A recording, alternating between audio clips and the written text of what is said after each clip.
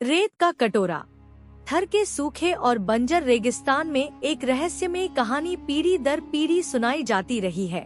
रेत के नीचे कहीं एक ऐसा कटोरा दबा हुआ है जिससे पानी कभी खत्म नहीं होता, लेकिन यह कटोरा केवल उसे ही मिलता है जो रेगिस्तान की प्यास, उसकी तड़प और उसकी खामोश चीखों को सच में समझता हो। गांव की छोटी सी अनाथ लड़की सदफ अपनी माँ के इंतकाल के बाद अकेली रह गई थी। उसका इकलौता सहारा माँ की याद और उसकी कब्र थी। गांव में पानी की गंभीर कमी थी। कुएं सूख चुके थे, तालाब मिट्टी में बदल चुके थे और लोग थकान, भूख और प्यास से बेहाल थे।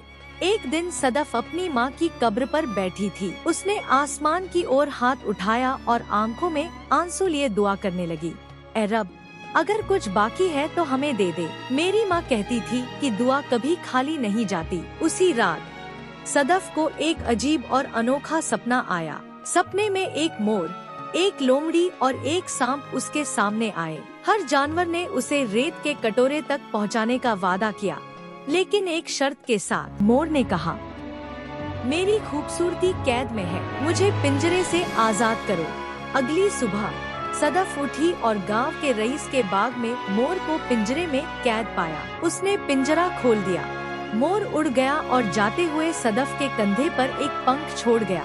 यह इस बात की निशानी थी कि पहला चरण पूरा हो गया है। फिर उसे लोमड़ी मिली। उसने कहा, मेरे बच्चे खाई में गिर गए हैं, कृपया उन्हें बचाओ। सदफ ने अपनी जान की परवाह किए बिना एक एक करके लोमड़ी के बच्चों को खाई से बाहर निकाला। खुश होकर लोमड़ी ने उसे एक कांटा दिया जो रेत में सही रास्ता दिखाएगा। आखिर में एक जख्मी सांप रास्ते में आया। उसने कहा, लोग मुझसे डरते हैं, मुझे मारते हैं, लेकिन मैं सिर्फ दर्द में हूँ। सदफ ने अपने डर पर काबू पाया और सांप के घाव पर पट्टी बांधी। सांप ने अपनी केंचुली उतार दी और कहा, यह तेरी रक्षा करेगी, अब तू तैयार है। सदफ ने तीनों निशानियों को अपने साथ रखा और रेगिस्तान के दिल की ओर अकेले यात्रा की।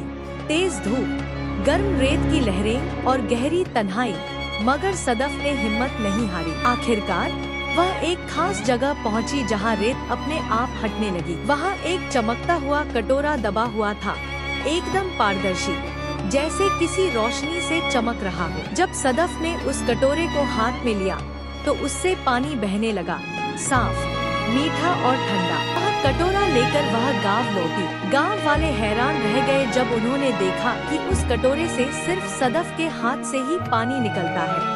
किसी और के हाथ में वह कटोरा बिल्कुल चुप हो जाता। उस दिन के बाद गांव में पानी की किल्लत पूरी तरह खत्म हो गई।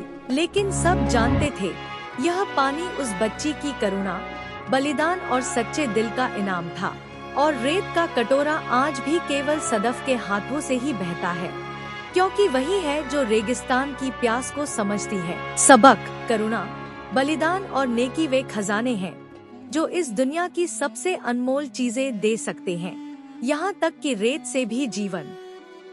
ऐसी ही और कहानियों के लिए वीडियो को लाइक करें और चैनल को सब्सक्राइब जरूर करें ताकि नई आने वाली वीडियो सबसे पहले आप तक पहुँचे।